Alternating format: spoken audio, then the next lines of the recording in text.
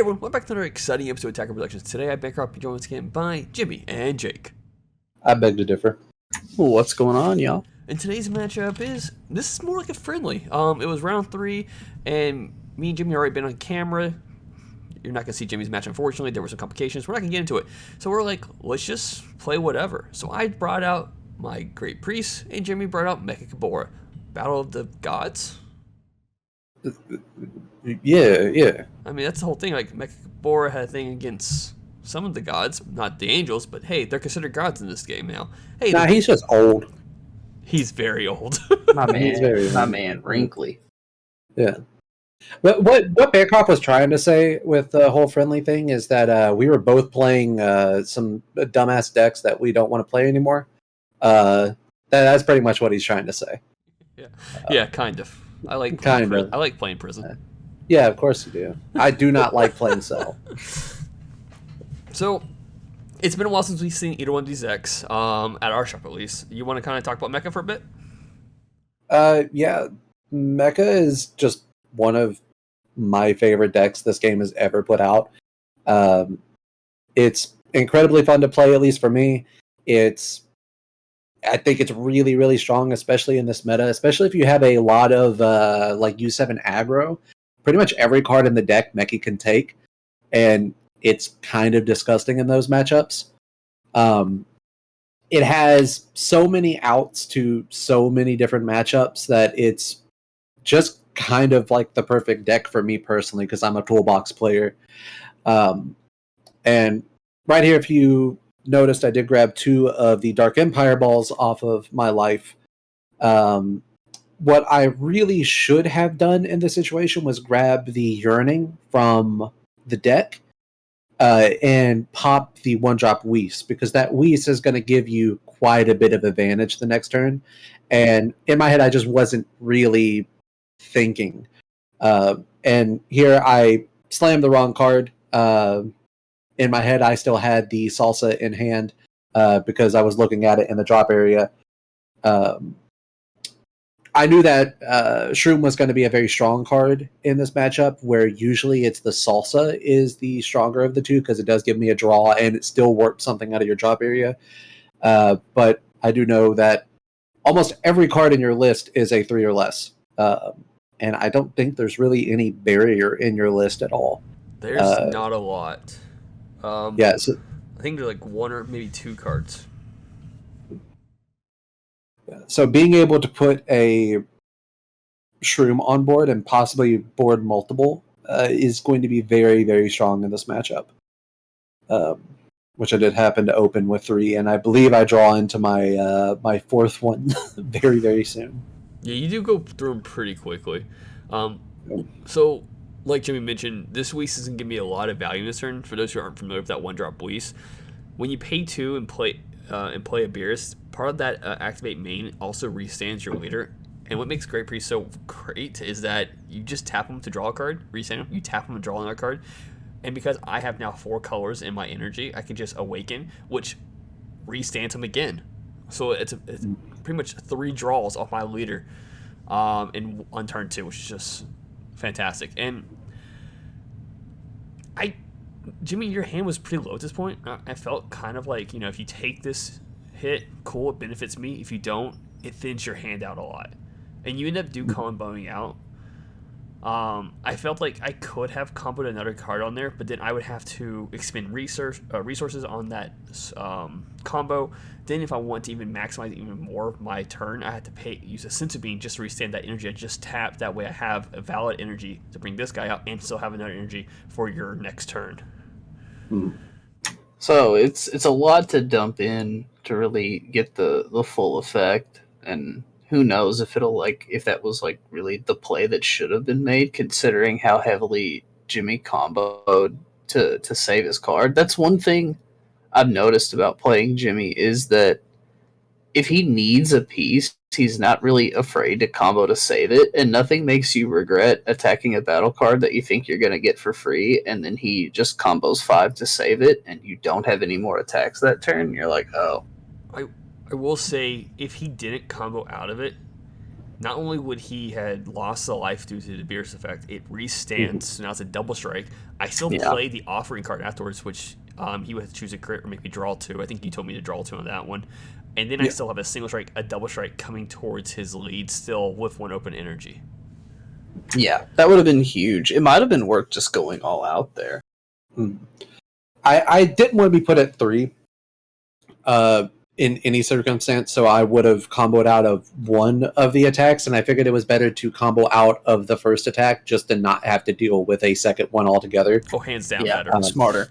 And the offering on the other card, I felt that in this matchup that I was completely fine with you triggering offering just due to almost every card in your deck is a 1+10k. So, and you're usually only leaving 1 energy up, and you do get your free combo off of your leader card. But now I only have to play with the idea I'm giving you an extra 10k of combo power that you combo from your energy, pretty much, or combo using your energy. So usually offering, when you're thinking about it as a person, the owner of offering or the opponent against it, is you're thinking, okay, I'm just giving them at minimum pretty much 10k of combo power off the 2 cards that they draw. But in my head, you can't really combo for free, so you're limited by your energy. So I was fine with you having a fat hand because I knew your combo range was very low to begin with. Yeah, it's one of the downsides with a Great Priest, in my opinion, is that it can go pretty wide once you get to the later turns, because a lot of the cards just pay 1 to play that card, or like in this instance, during my opponent's turn, I comboed the Whis using the leader's ability to put out a 25 skillless battle card. Now, granted, Jimmy had ways of getting rid of it, unfortunately, but it could play cards on my turn, it could play cards on my opponent's turn, and they could just spam a board very quickly. Yeah, any deck that can play cards on both turns is always worth a look, even if it doesn't seem like the most competitive on its face, you know? Like, that effect isn't... It's more common in games like Magic, and I feel like in this game it's even more powerful, especially when you can play like a good arrival effect that has an effect on the board that makes your opponent like rethink their turn. Like even at an expensive to combo a card as like the old Bardock Raiders Warcry was, like that card was so powerful when it was first released. In my current build for Great Priest, I do have another Whis Beerus in my side deck, but I only have 2, and I decided to charge this one because I think having blue, in my hand, blue and yellow energy is more important to me. But also, Jimmy's about to awaken. Most of my cards are 16k battle power, for the exception of the skills's. So if I were to attempt to establish another one, Jimmy can just take that. If I could have awakened on that turn, I would have targeted the other offering on the field, the other offering battle card. I'm forgetting the name, and just took the skillless because I'd rather have a 25k body that I can just take for free, and that you would have to expend resources to kill your own battle card on my side. But I didn't want to stare down the barrel of a 25k on that next turn, especially since I'm pretty sure you run double strikers in your list. I do, actually. I don't run... I think I run 1 Champa, but if you see my energy, I have the Champa Beerus combo. So just rivaling that to the board, and I have a decent amount of red-green that I could feel comfortable comboing off of for free, pretty much with my leader's ability. And here I just use Vados, and Whis cards are so good. Yeah. So using the Whis by taking a life, keep myself at 3 energy, just because you still have a lot of energy as well. You have a lot you could do, and I'm just trying to be safe on my turn, and this also allows me to have a potential stop to maybe something you could play against me. But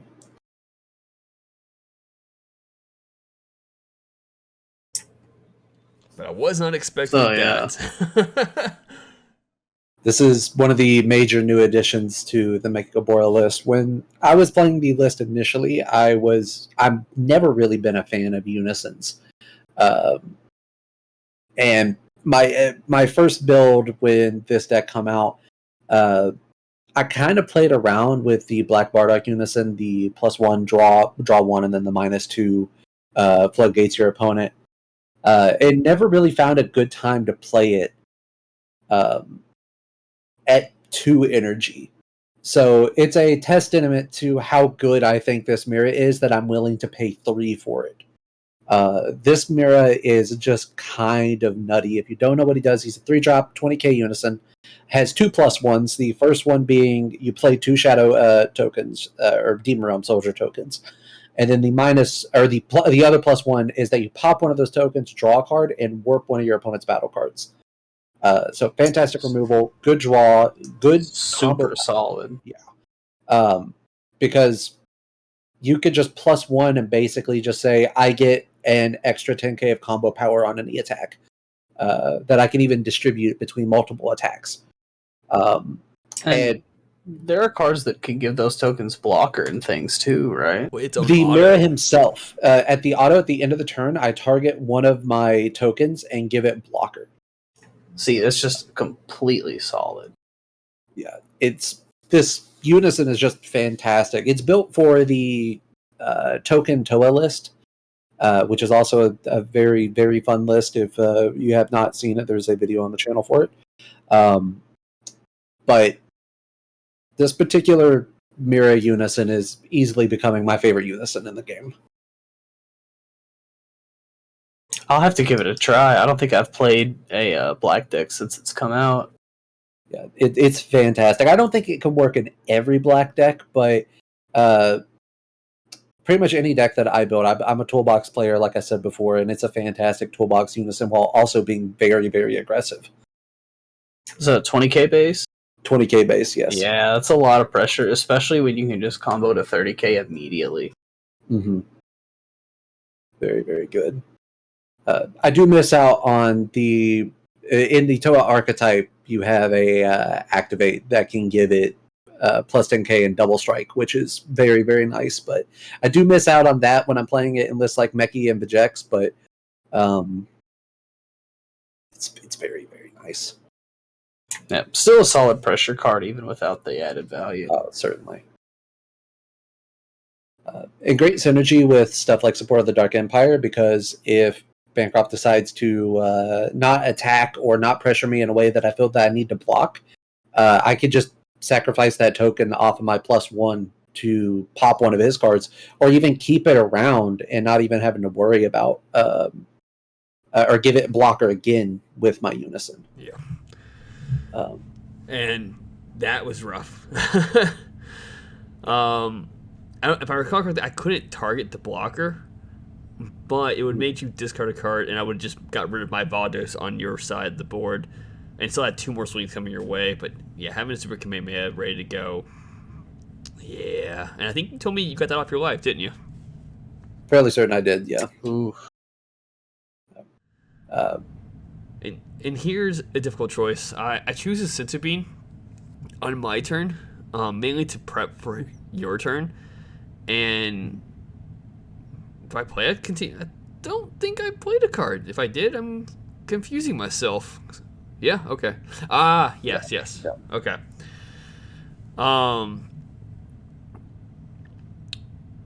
You confuse yourself, sir. It's a barrier blocker. And the first card that I think you play with a skill or when you activate a counter puts in a rest mode, or puts a card to rest mode. So it's very similar to Poutine. Yes.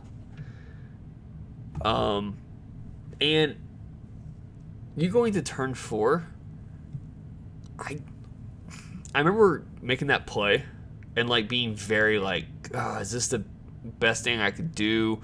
Looking at my hand, I know I didn't have any more spec takes in my hand. I also knew I was at 4 life, so I was like, I could potentially take some damage here and there, and be safe, pretty much. But then when you play a card with barrier, you proc my abilities from here on out. Anything you play, you're safe to play. Mm. And I did swing with the Vados first because that is a targetable effect on your side, so you could have just targeted the Vados and tapped it down. So the way I'm looking at it here is that I get basically a free trade with the Vados swing on one of your battle cards, because I took the Vados for pretty much no cost and killed your own battle card with it. I can drop the King Vegeta, warp out the other target, and then I can just steal your last one. Which for such little energy investment, and I only invest one attack that could have went at your leader, feels really, really good to just pretty much clear your field. Of course, you still have this barrier blocker, but that's easily enough dealt with by just getting you to turn it sideways. Yeah. And being able to, is Mechasing just, I know it's an activate main, so it's like your once per turn type thing. Is it just bottom deck a card to take an opponent's card 3 or less? Yeah, bottom deck a card and you take a opponent's battle card 4 or less. 4 or less, okay. Yeah. That's... Yeah. And then you can remove the 7 balls from the drop area and you gain triple attack on your leader. And it's essentially a triple attack draw 3 because your auto, when this card attacks, draw 1 is not a once per turn. Which makes that even better. Yeah. That effect is really scary for some of the new Z battle cards coming out, because potentially they'll have low energy costs but high Z energy costs, and Mechikabura will just be able to remove them from the game. Mm-hmm. We haven't seen a ton of the black side of Z energy, and I really hope they support black early on instead of waiting like until the end of the block to give, like they did with black unisons and we've only stuff of that nature. We've only seen the one so far, if I recall correctly, which is the promo one, which is typically meant for the yellow promo Goku deck, but it is versatile in any deck because it's not a specific cost. But you don't get the secondary effect. You only get the self-awakening part of that card. I do think the reason they were so slow to support black unisons is they weren't sure how to balance them until they started making cards with specified black energy. And now I think they'll be quicker to design cards that are more modern with black, as long as or right alongside other colors. I mean, and if I forget you. Yeah, this is just coming out the world. That's right. Real quick on that subject, there might have been a reason why they didn't show us any of the black cards at San Diego Con. So, that's a possibility. Yes. So here you combo up. Pretty. I can't remember if you're swinging with your unison, or I think it's your unison you're swinging with. Yeah, swinging with the unison, combo the tokens, and then combo secret rare, obviously Champa, which might as well be a secret rare, and then the Poutine, which might as well be a secret rare. That Poutine's not that good. I just really like the card. So I do not like this super combo at all. I do as a 1-up in 3 Hellas as just like a tech option in case any color. I go, cool, I can just combo whatever color, make you stop attacking with whatever color you have.